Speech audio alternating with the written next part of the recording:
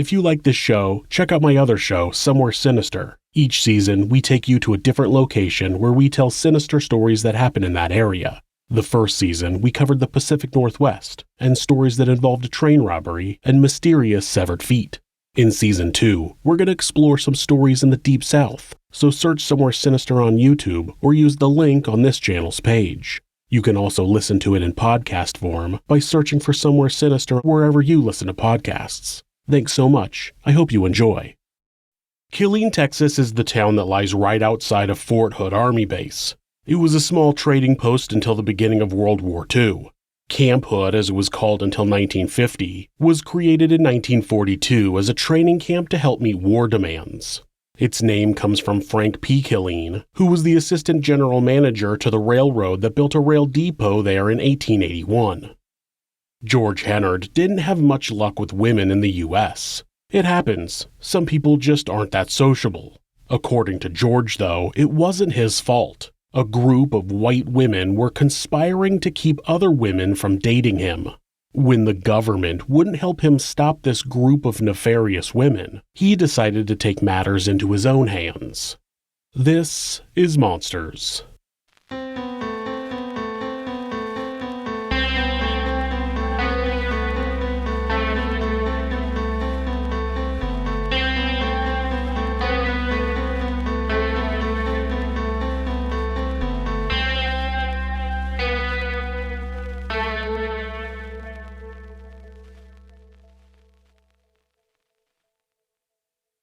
On June 5, 1991, George Hennard was at the federal office building in Las Vegas, Nevada. When he was approached by an FBI agent on duty in the office, he said, quote, "I'd like to file a civil rights complaint." When they got to the agent's office and sat down, George was asked to explain the nature of his complaint. After a deep breath, George explained, quote, "My civil rights have been violated by a secret group of white women. They've gotten together to form a nationwide conspiracy against me. They are preventing me from dating other women." He went on to say that they would spread stories about him, tell women that they shouldn't date him. They followed him around the country and even called employers and said negative things to keep him from getting jobs. When asked if he had seen these women following him, he said yes. He said that they would stand in front of his vehicle when he tried to drive. The agent got out a pen and paper and asked for the names of the women in this group, but George said he didn't know their names. The agent asked what businesses they had called to sabotage his job prospects, but George said he couldn't tell him. George insisted that he was afraid for his personal safety, but the agent told him that there was nothing they could do without more details. George left the federal building without having the FBI pursue this conspiracy against him. He seemed to believe he'd be able to tell a federal agent that his civil rights were being violated with absolutely no evidence to back it up, not even a name of who was responsible for this violation, and the FBI would just jump into action. To the FBI, George was just another person trying to use the system for a perceived slight against him, but to George, there was a real problem that needed to be handled, and if the feds weren't going to do it, he would have to do it himself. George Hennard was born on October 15, 1956 in Ayer, Pennsylvania, to George Hennard Sr. and Jean Hennard. George Sr. immigrated to the United States from Switzerland and eventually joined the U.S. Army, where he became a resident in orthopedics. George Jr. had two younger siblings, a brother Alan and a sister Desiree. Jean was a widow with two children when she met George Sr., so George Jr. also had two half-siblings, Craig and Carla Clampett. George Sr. was sent all over the world by the Army, and the family lived in France, Germany, Thailand, and Indiana before George Sr. was made the commanding officer at McAfee Army Clinic in White Sands Missile Range near Las Cruces, New Mexico. George Sr. was a typical military officer father. He preferred a strict, authoritarian style with his parenting. The kids were allowed a preset amount of phone time, and when they hit their limit, their father would simply disconnect the call. Another common punishment was to cut his son's hair. After getting in trouble on their dirt bikes, George Sr. took George Jr. and Alan to the barber and had their long hair cut. When George Jr. got in trouble again, the elder George cut his hair further on his own. People at his school said it looked like he had been mauled. His hair was choppy and uneven, and some said it looked like his father had performed the haircut with a butcher knife. Classmates said that George was outgoing and considered to be cool by the other kids, but after his father chopped his hair off, he got quiet and introverted. In high school, George got himself a Sonar drum set and began playing music. It was the 70s and his life began to revolve around listening to rock and roll music and smoking marijuana. He joined a couple other teams and regular jam sessions, but he would constantly deviate from the song they were playing and start doing his own thing. The other teens didn't want to continue playing music with him, and he continued to be a loner. Once George graduated from high school, he enlisted in the U.S. Navy. He trained as a fire control technician before being assigned to serve on the USS Mississinawa.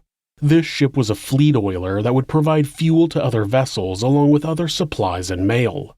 While on this assignment, George would have spent most of his time maintaining the ship. In 1976, George was assigned to the USS Dixie, which was also a support ship, but this one specialized in repairs. The ship was outfitted with facilities that would make it possible to repair or fabricate anything a naval vessel could need. While on the Dixie, George had stops in Guam, Japan, Hong Kong, and the Philippines. Though George wasn't a major troublemaker, he had received reprimands for 2 minor infractions, and he was not recommended for re-enlistment after his 3-year deployment was over. It was likely due to his overall low performance scores, though specific details were not included in his service record. He received an honorable discharge. Not being ready to leave a life at sea, 4 months after leaving the Navy, George became part of the Military Sealift Command, which was a government organization that provided logistics support to the armed forces. 9 months after that, he joined the U.S. Merchant Marine. Despite sounding like a branch of the military consisting of salesmen with Marine Corps training, the Merchant Marine is a group of civilian mariners who are managed by a combination of government and civilian contractors, who deliver goods and services over the water, in and out of the U.S.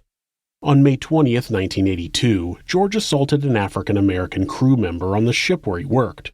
He also disobeyed a lawful command from the ship's captain, and when they arrived at port in Louisiana, he had his mariner's license suspended for 6 months and was given 12 months of probation. Once his license was reinstated, George began working out of San Pedro, California. Those sailors who had worked with him before his suspension said he was racist. He seemed to have no issues working with anyone out of the San Pedro port. Maybe he was just trying to keep from having a repeat of his first incident. While working out of California, George had rented a storage space where he would regularly play his drums. Some of the other sailors asked if they could see him play, but he always made an excuse to turn them down. George was friendly with his fellow mariners, but he didn't make friends with any of them. He kept to himself and collected his checks, which were becoming substantial. He was a young guy with few expenses, so he was able to save most of his income as well as purchase himself a new truck. He paid cash for a 1987 Ford Ranger 4x4 and had a number of custom options added on. He had it pinstriped and added chrome wheels. He didn't only treat himself, he bought his mother a Cadillac as well. When George had time off, he took vacations to the Philippines, Thailand, and various places in South America. People that knew him said his interest in those places was strictly for prostitution. He liked non-white women, especially ones that would do whatever he wanted. He found that paying the women got him that obedience. In 1989, George was promoted to supervisor of the ship's crew. He was organized and had high standards, which would make him a good supervisor. This promotion must have made him cocky, though, since on his first voyage out as supervisor, he rolled a joint and lit it up right in front of the other crew members. While on the ship, drugs and alcohol are a huge no-no. Crew members reported George, and within a few hours, the captain was searching the new supervisor's belongings. When he found the bag of marijuana, George admitted it was his and claimed he just forgot it was tucked inside the shoe where it was found. George was ordered to an inpatient drug rehabilitation program and entered St. Joseph Hospital in Houston on July 14, 1989.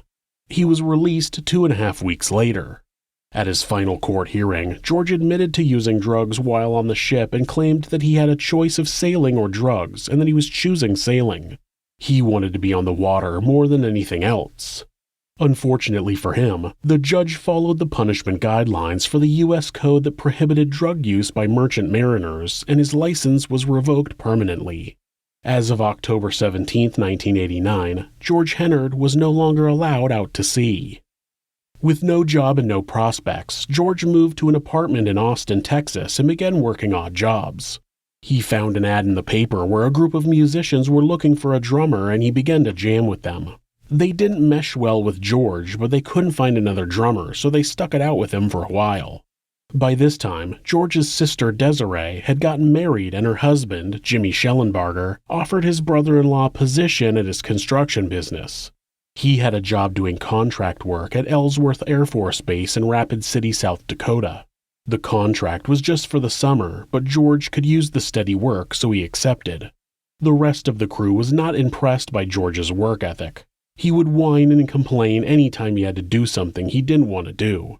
If Jimmy wasn't around, George would ignore the other crew members who were in charge.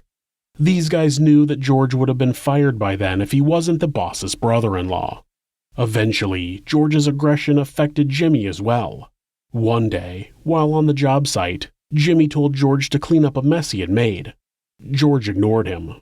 Jimmy told him again, to which George responded, quote, "Fuck you, Jimmy." Then he pushed his brother-in-law turned boss. Jimmy wasn't having it, and despite being a good 7 inches shorter than George, he picked up a wooden stake and smacked him in the collarbone with it. Then he put George in a headlock and threatened to break his neck. After the other crew members broke up the fight, George slinked away and eventually left South Dakota and drove to his mother's house in Henderson, Nevada. By this time, George's parents had divorced and Jean was living in an apartment in Henderson despite having retained a 4,400 square foot brick home in Belton, Texas, a house the neighbors called the Mansion due to its size in a small community of modest 2-bedroom clapboard homes. Its 6 towering 2-story columns on the front porch stuck out like a sore thumb in the neighborhood. A final assignment at Fort Hood had brought the Hennards to Belton, and after the divorce, Jean had moved to the Las Vegas area, while Dr. Hennard opened his own practice in Houston. Jean was planning to sell the mansion, but in the meantime, George would divide his time between living with his mother in Henderson and living at the house in Belton maintaining the property. In February of 1991, George learned that his appeal to have his mariner's license reinstated had been denied. It was official that he would never sail again. He would never feel the calming sea air or visit the port cities where he could socialize with the working women he preferred.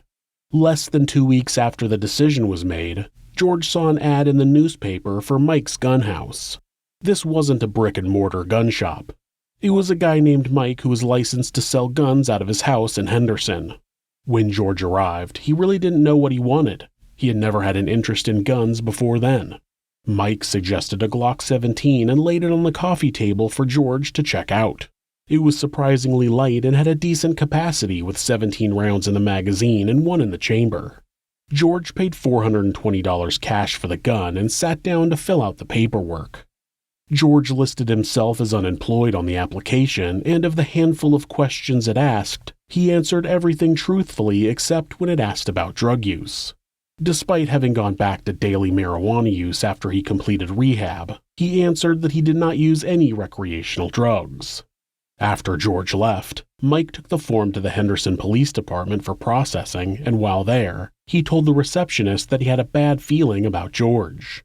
The receptionist promised to red flag the form, but there's no evidence that the Henderson police paid any special attention to George Hennard. Mike's bad feeling also didn't seem to stop him from selling George a second gun on March 29th. This time a stainless steel Ruger P89 for $345. On June 1st, George drove out to some canyons near Lake Mead with his drums and his guns. First, he set up his drums in the middle of nowhere and pounded out a drum concert to an invisible crowd. When he finished playing his drums, he downed some beers and fired some shots at the empty cans. Once he was used to the recoil of each weapon, he set up a row of full cans and hit them all, letting their contents explode onto the nearby rocks. When he was finished with his target practice, he pulled his truck over on the side of the highway and continued drinking beer. At about 8:20 p.m., Park Ranger Charles Luttrell approached George's truck and asked him if he'd been drinking. George set his beer on the floorboards out of sight and answered, quote, "I can't say." George was ordered out of the vehicle and made to perform a field sobriety test, which he failed. After he was told he was under arrest, he informed the ranger that he had 2 loaded guns inside his truck. Along with the drunk driving charge, George would also be charged with possession of a loaded firearm in a motor vehicle. And yes, in most states, you don't have to be driving to be arrested for DUI. Just being behind the wheel while drunk can get you arrested. While transporting George to the Las Vegas detention center, Ranger Luttrell said he mumbled something get me. He asked him to repeat what he said, and he responded, quote, "I said, they're out to get me." After a minute of silence, George clarified, quote, "Females, white women, they're out to get me. It's a conspiracy." What this had to do with him being drunk behind the wheel of his truck is anyone's guess. When delusional people start thinking that people are conspiring against them, they tend to believe it affects every part of their life, even events that are the result of their own actions. Jean soon arrived at the jail and paid the $100 bail to release her son. Just 4 days later, George would go to the federal building in Las Vegas and unsuccessfully attempt to file a civil rights complaint. When that got him no sympathy from the FBI, George decided to take matters into his own hands. Not by using his guns, not yet. He chose to tackle this problem with a pen and paper. A few blocks away from the mansion in Belton lived Jane Bugg, who had 2 pretty blonde daughters, 23-year-old Jill Fritz and 19-year-old Jana Jernigan. Jill had recently married, though George seemed to be unaware of that. He seemed to live in a world where they were still the young teenagers he would see in the neighborhood when he returned home on leave from work as a merchant marine. Despite both women being an exact match for the white women he was constantly claiming were conspiring against him, he seemed to have developed an obsession with them that lasted for years. Somehow, he believed that writing them a letter was going to solve the problem of white women conspiring to ruin his life. Other than the fact that that made absolutely no sense, the biggest problem was that George had sent the letter to the wrong address.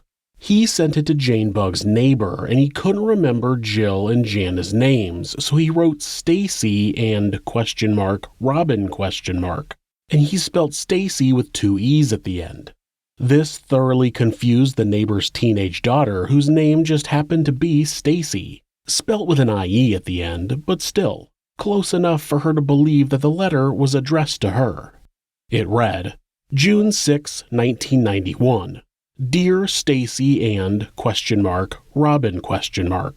Surprise, surprise. Can you guess who is writing to you? We'll just take a look at the enclosed pictures to help you figure it out. They are for you and your sister, Robin ? I never did learn her name for sure, believe it or not. To this day, 6/6/91, not one single person has ever come forward and volunteered one bit of information that would help me lead to your capture.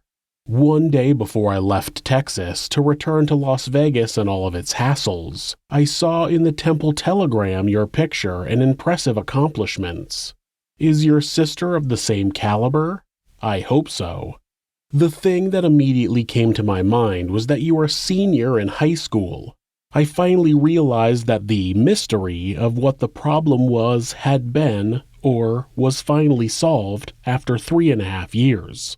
Think back now, Stacy, to January 31, 1988, the night that Neil Peart, my main man, and Rush played down in Austin. I remember seeing 2 young girls and their mother pass by me twice in a little tan compact car. What was going on here, I thought to myself.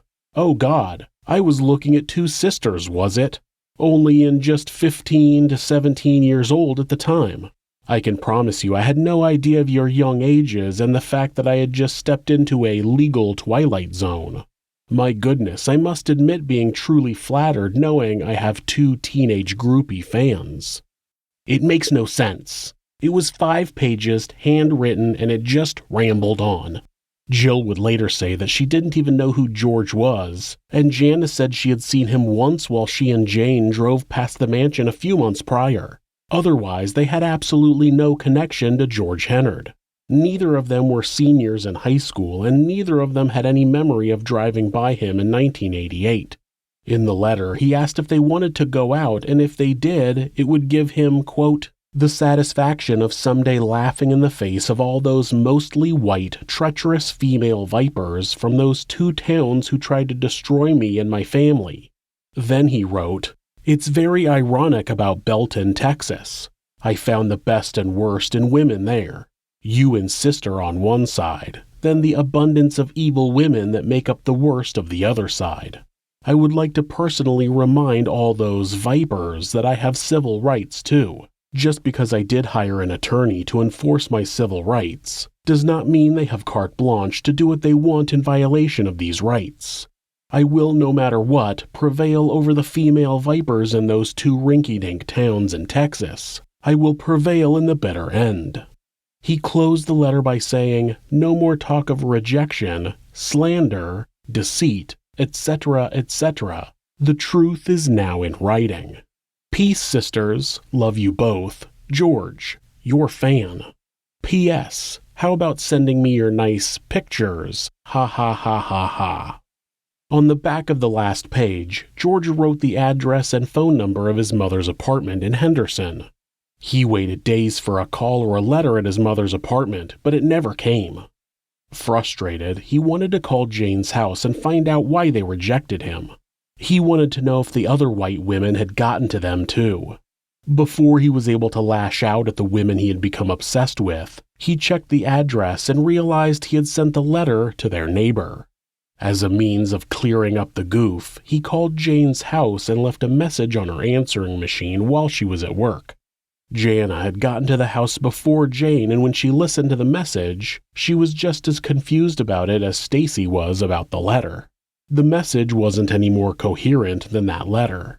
Jane listened as a man said, "I know you're going to think this is funny, but there's been a terrible mistake. Just an awful mix-up.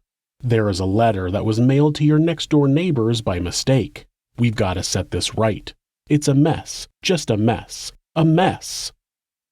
Jana called her mother at work and asked her to come home early. Jane didn't know what to make of the message either, but she figured it couldn't hurt to go to the neighbor's house and ask. Next door, Stacy handed over the letter, probably relieved to learn that it wasn't meant for her. When Jane and Jana read it, they were shocked. With the letter were a handful of photos of a man she recognized from the mansion down the street. Jane promptly punched the number on the back of the letter into her phone, and when she connected with George, she laid into him. She told him to never contact her daughters again in any manner. Not on the phone, not by mail. George apologized and hung up. He wasn't sorry, though. He was angry. He called the neighbor's house and yelled at Stacy's mother. He told her that it was her fault, that she had poisoned their minds against him. When Jane found out about the call to the neighbor, she brought the letter to police, but there was nothing they could do. They couldn't arrest George for sending a creepy letter. It didn't help that in the months following the letter, George was spending more time at the mansion, having to make repairs for the upcoming sale. In the middle of July, George went on vacation to Panama. He had patched up his relationship with his brother-in-law, Jimmy, so he took George to the airport and picked him up. When they were driving back from the airport, George talked about how his vacation had been ruined. He said that police had tailed him everywhere he went. Jimmy didn't understand. He asked if George had been involved with drugs. No, George responded. They were after him. They were also tapping his phone.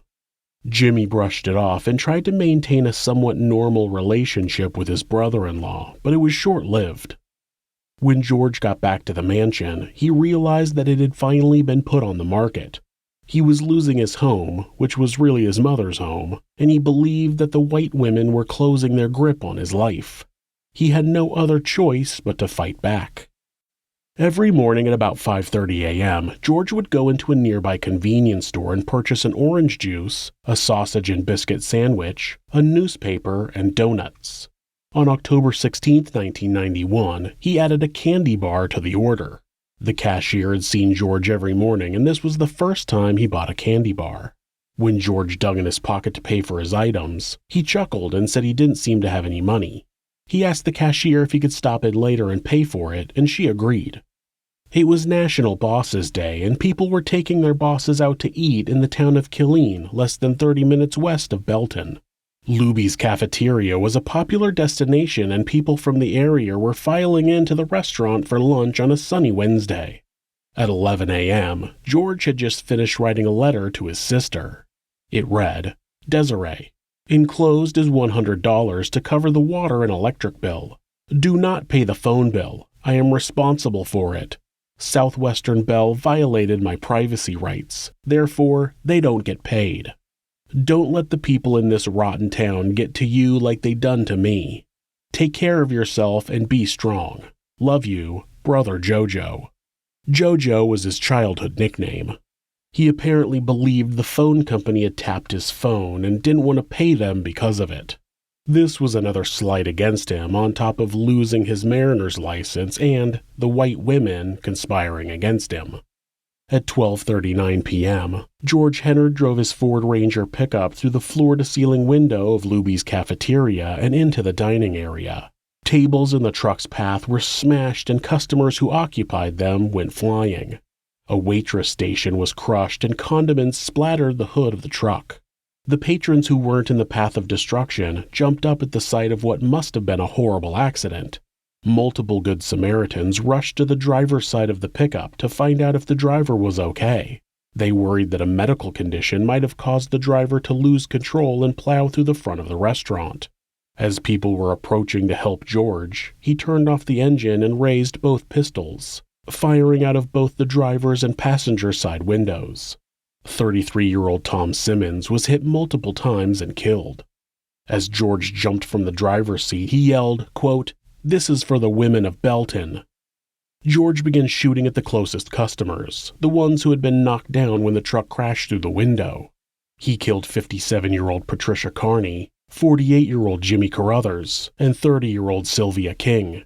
He began shouting, quote, "This is for what Bell County did to me and my family. This is payback. Was it worth it? Was it worth it?" He killed 33-year-old Deborah Gray, 48-year-old Michael Griffith, and 29-year-old John Romero Jr., the youngest person who would lose their life that day. Customers began building barricades out of tables and chairs, trying to shield themselves from the madman's bullets. The assistant manager unlocked the back door, which allowed many employees to escape, but customers were still trapped in the dining room. One of the kitchen staff, Mark Matthews, hid inside the industrial dishwasher. Auto mechanic Tommy Vaughn managed to dive through another window and create an opening for some of the customers to escape.